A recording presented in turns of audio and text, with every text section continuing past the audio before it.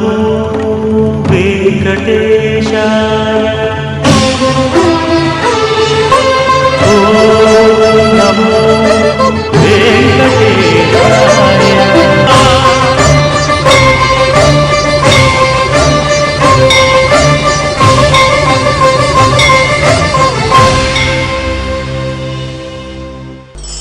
భారతదేశంలో మాతృ వ్యవస్థకి ఇచ్చినటువంటి స్థానం ఏ దేశము ఇవ్వలేదు. అందుకనే ప్రపంచ దేశాలన్నీ వాళ్ళు మదర్స్ డే జరుపుకుంటుంది, కానీ మనకు ప్రతిరోజు ఉదయం లేవగానే తల్లిని చూడకుండా మనం వెళ్ళం.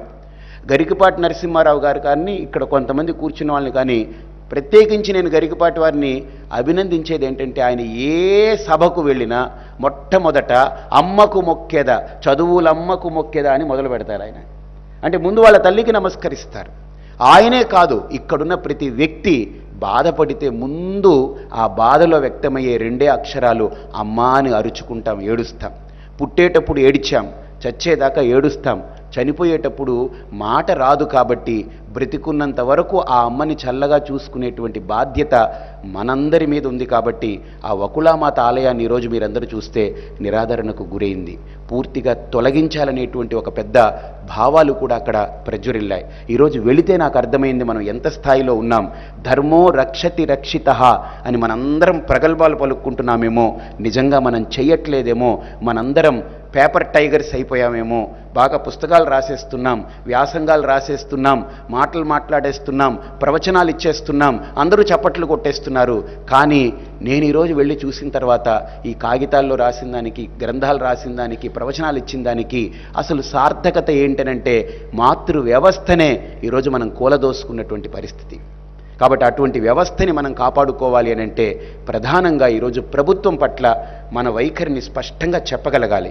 ఏ రకంగా మన హిందూ వ్యవస్థని మనం పరిరక్షించుకోవాలనేటువంటి అంశం పట్ల నిజంగా నరేంద్ర చౌదరి గారికి ఒక భావన కలిగిందంటే మీ ఇద్దరం కూర్చొని మాట్లాడినప్పుడు తిరుమలని హిందూ కేంద్రంగా డిక్లేర్ చేసేయాలి. First thing, central government of India అని ఎలాగైతే ఢిల్లీని డిక్లేర్ చేశారో ఇలాగనే తిరుమల తిరుపతిని కూడా హిందూ ధార్మిక కేంద్రంగా, అంటే ఇది కూడా సెంట్రల్గా డిక్లేర్ చేయొచ్చు, ఇబ్బంది ఏం లేదు. ఇక రెండవ అంశం, దీన్ని డిక్లేర్ చేయడం వల్ల క్రైస్తవులకి ఇబ్బంది లేదు, మహమ్మదీయులకి ఇబ్బంది లేదు, ఎవరికి ఇబ్బంది లేదు. ఎందుకంటే వాళ్ళు దీంట్లో మాట్లాడవలసిన అవసరం లేదు. ఇక వేరే నాస్తికులకి అసలు ఇబ్బంది ఉండకూడదు, ఎందుకని వాళ్ళు నమ్మరు కాబట్టి వాళ్ళ గొడవే లేదు ఇంకా. కాబట్టి నమ్మిన మతాలకి సంబంధం లేదు, ఎందుకంటే అన్య మతాలు ఇంకో మతం గురించి మాట్లాడకూడదు. కాబట్టి దీని గురించి ఎవరు అడగాలి? మనమే అడగాలి. మనందరం అడగాలనే ఇగో ఈ వేదిక రూపుదిద్దుకుంది. దానివల్ల ప్రయోజనాలు ఏమిటి అని మీరు అడగొచ్చు. ఏమిటి ఇప్పుడు కూడా అది ధార్మిక క్షేత్రం కదా అంటే బ్యానర్లో కూడా ఇందాక తిరుమల ధార్మిక క్షేత్రం అని అన్నారు.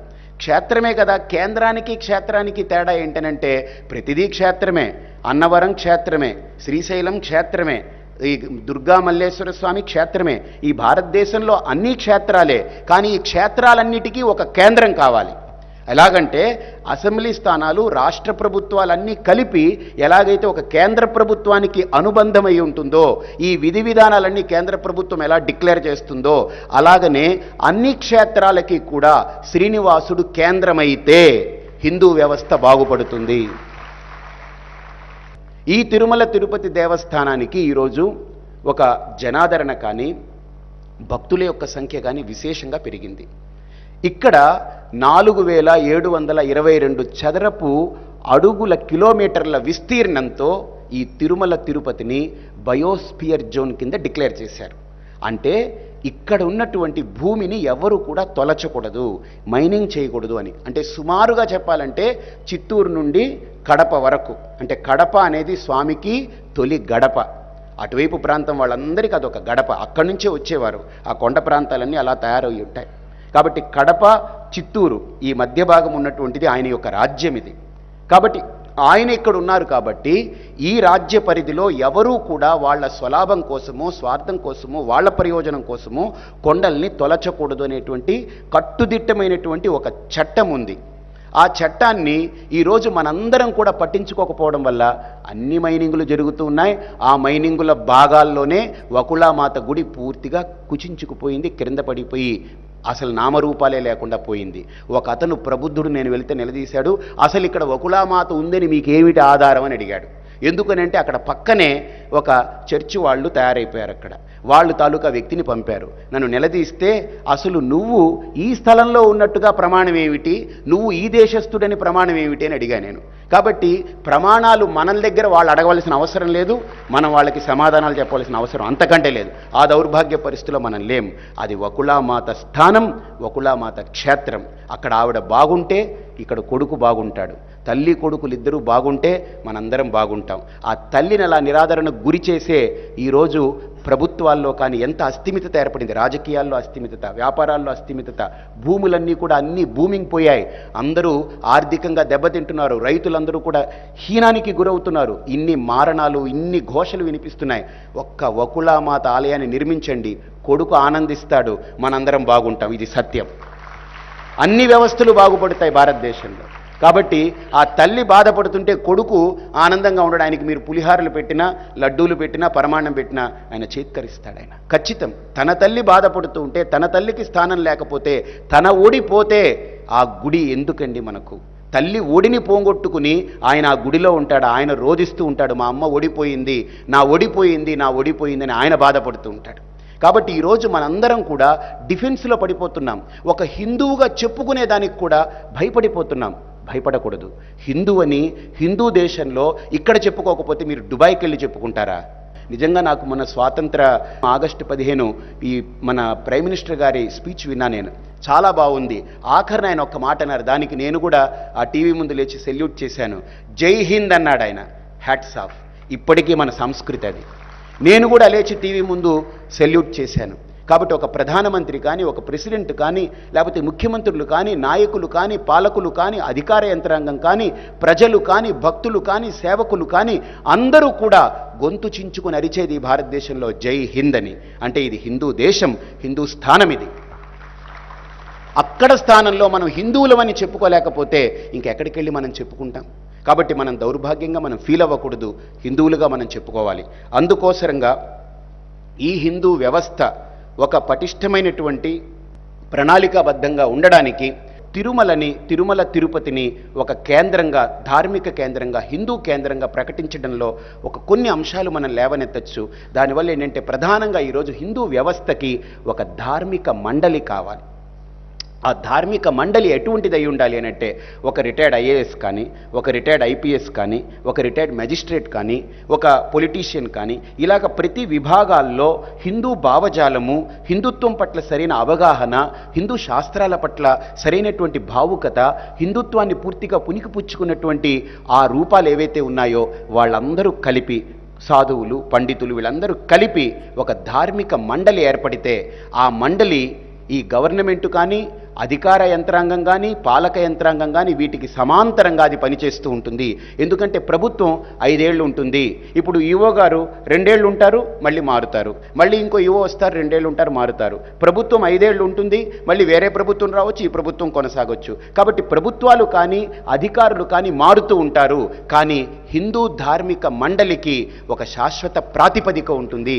వాళ్ళు తీసుకునేటువంటి విధి విధానాలు, నిర్ణయాలు అన్ని ఆలయాలని, అన్ని క్షేత్రాలని ఎలా నడుపుకోవాలో, వాళ్ళ ద్వారా వచ్చేటువంటి సూచనల్ని ప్రభుత్వం కానీ, అధికారులు కానీ అమలు చేయగలిగితే ఖచ్చితంగా ఎలాగైతే మహమ్మదీయులకు ఒక వక్ఫ్ బోర్డు ఉందో స్వయం ప్రతిపత్తితో, క్రిస్టియన్స్కి ఒక ప్యానెల్ ఉందో, హిందుత్వానికి కూడా ఒక హిందూ ధార్మిక మండలి ఉండాలి. అటువంటి మండలి ఏర్పడిన రోజు మనకి ఈ సమస్యలు రావు. అది ఎప్పుడవుతుందంటే ఇది ధార్మిక కేంద్రంగా ప్రకటిస్తే ఖచ్చితంగా అవుతుంది.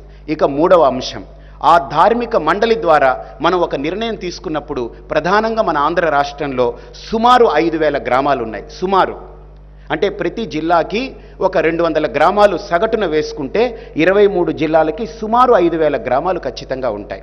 ఈ 5,000 గ్రామాల్లో ప్రతి గ్రామంలో ఒక ఆలయాన్ని నిర్మించవచ్చు అని టీటీడీ ఒక నిర్ణయం తీసుకుంది. 5 లక్షల రూపాయలు వెచ్చించి ఒక గుడి కట్టొచ్చు అని ఈవో గారు కూడా చెప్పారు నాతోటి.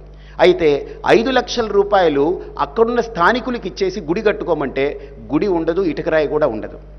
నేనేం కోరుకున్నానంటే టీటీడీలో ఇంజనీర్లు ఉన్నారు బోల్డ్ మంది. సిబ్బంది ఉంది. వాళ్ళందరూ ఇక్కడ కాకుండా కార్యక్షేత్రంలో జీతాలు ఎలాగో ఇస్తున్నాం. వాళ్ళందరినీ ఎక్కడ గుడి కట్టాలో వాళ్ళకి చక్కగా అక్కడ ప్లాన్ వేసి పటిష్టంగా శిల్పులతోటి అక్కడ వాళ్ళందరితోటి స్థపతులతోటి చక్కగా దాన్ని నిర్మాణం చేసి టీటీడీఏ ధార్మిక కేంద్రంగా ప్రకటింపబడుతుంది. ప్రకటించకపోయినా కూడా ఇప్పుడు దాంట్లో ఒక జీవో ఉంది, TTD can build a temple costing of 5 lakhs in any village. కాబట్టి ప్రతి గ్రామాన్ని టీటీడీ అడాప్ట్ చేసుకుని, టీటీడీ అంటే ఎవరండి? శ్రీమన్నారాయణుడు. ఆయన అడాప్ట్ కాదు, ఆయన కంట్రోల్లోనే ఉంది. ఆయన్ని చేయనివ్వాలి, ఆయన చేయనివ్వట్లేదు. అది సమస్య ఇప్పుడల్లా కూడా. కాబట్టి ఆయనకు అడ్లు పడుతున్నాం మనం.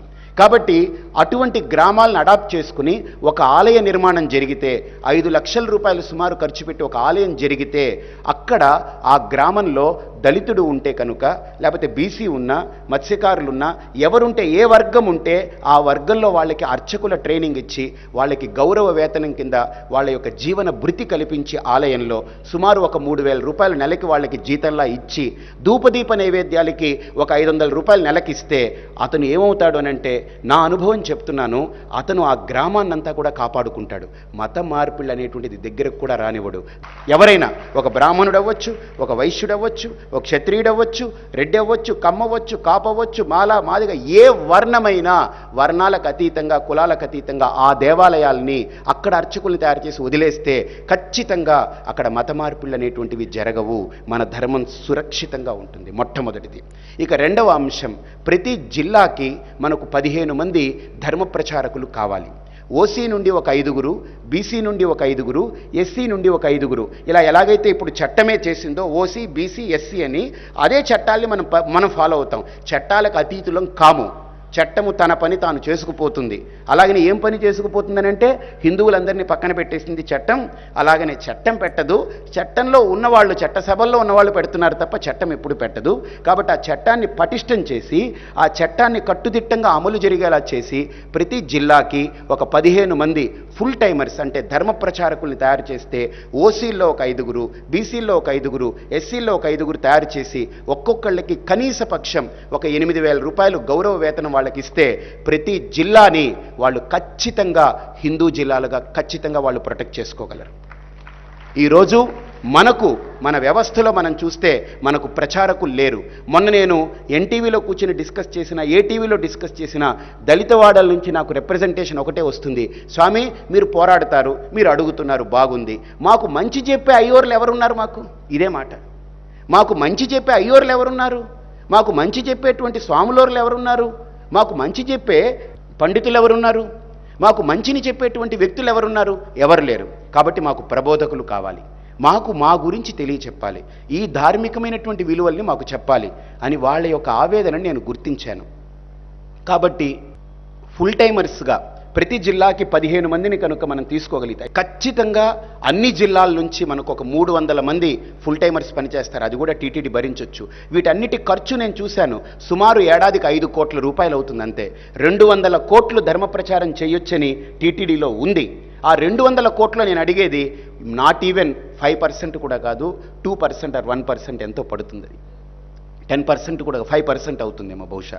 కాబట్టి 5 కోట్లు ఖర్చు పెట్టగలిగితే 300 మంది వీళ్ళు, 5,000 మంది అర్చకులు తయారయ్యి 5,000, 6,000 మంది హిందూ సైనికులు తయారవుతారు. చక్కటి విధానంతో హిందూ ధర్మం నిలబడుతుంది. ఇకపోతే ప్రధానంగా ఈ టీటీడీ పాలక మండలి కానీ, ఈవో కానీ, ఏ ఈవో గారున్నా, ఏ పాలక మండలి ఉన్నా వాళ్ళు 29 రోజులు స్వామికి సేవ చేస్తూ నెలలో ఒక్కరోజు ఈ తిరుమల తిరుపతికి పరిసర ప్రాంతాలు ఏవైతే ఉన్నాయో దళిత వాడలు 3 వాడలు ఎంచుకొని ఒక రోజు, నెలలో ఒక రోజు వాళ్ళు స్వయంగా పాదయాత్రగా వెళ్ళి అందరికీ స్వామి అక్షంతలు ఇచ్చి లడ్డూలు ఇస్తే వాళ్ళందరి మీద చక్కగా అనుగ్రహాన్ని వాళ్ళు అందించగలిగితే, మా ఈవో గారు వచ్చారండి, మా చైర్మన్ గారు వచ్చారని వాళ్ళు ఎంత పొంగిపోతారంటే, వెంకటేశ్వర స్వామిని ఎలా చూస్తారో మిమ్మల్ని కూడా అలా మదిలో పెట్టుకుని చూస్తారు. కాబట్టి నెలకి ఒక్కరోజు దళితవాడల్లో అలాగనే భజన వీటన్నిటితోటి కేంద్రాలతోటి వెళ్ళగలిగితే చక్కటి మీ అందరికీ కూడా ఒక మంచి వ్యూహం తయారవుతుంది. తిరుమల తిరుపతి పరిసర ప్రాంతాలు ఎక్కడ కూడా ఇక మతము, అన్యమత ప్రచారం కాదు, అసలు మత మార్పుళ్ళు ఉండవు, ఇంకొక మతమే ఉండదు. ఒక్క హిందువు గోవింద గోవింద అంటూ మారుమోగుతూ ఉంటుంది. ఇక ప్రధానంగా మూడోది ఏంటంటే దళిత గోవిందం అనేది ప్రవేశపెట్టింది తిరుమల తిరుపతి. అంటే గోవిందుని దళితుని చేసేసాం, అయిపోయింది, దులుపుకున్నాం, చేతులు దులుపుకున్నాం. నేను వేసే ప్రశ్న, దళితుడు గోవిందుడు ఎప్పుడవుతాడు? గోవిందుణ్ణి దళితుణ్ణి చేయడం కంటే దళితుణ్ణి గోవిందుణ్ణి చేస్తే మన సంస్కృతి అది జీవో బ్రహ్మైవ నాపరహ అంటుంది. శ్లోకార్థేన ప్రవక్ష్యామి అని. కాబట్టి జీవుణ్ణి దేవుడిగా చేయాలి కానీ దేవుణ్ణి తీసుకొచ్చి జీవుణ్ణిగా చేయవలసినటువంటిది అగత్యం అక్కర్లేదు. నేను కోరుకున్న విజ్ఞప్తి ఏంటనంటే, ప్రతి జిల్లాకి ఒక బస్సు నడిపితే ఒక బస్సుకి 58 మంది అంటే 60 మంది వస్తారు. అలాగే 23 జిల్లాలకి ప్రతిరోజు ఒక బస్సు నడిపి దళిత వాడల్లో, బడుగు బలహీన వర్గాలలో ఎవరైతే డబ్బు పెట్టుకోలేరో వాళ్ళకి ఉచితంగా బస్సు పెట్టి తిరుమలకు వాళ్ళని తీసుకొస్తే ప్రతిరోజు 2000 మంది తిరుమలకు వస్తారు. నెలకు 60,000 మంది హిందువులు అవుతారు. ఏడాదికి 8 లక్షల మంది మన హిందువులుగా మిగులుతారు. ఇలాగ 10 సంవత్సరాలకు వెళితే 8 కోట్లు అయిపోతుంది. కోట్ల మంది హిందువుల్ని మనం ప్రొటెక్ట్ చేసుకోవచ్చు. ఓం నమో వెంకటేశాయ.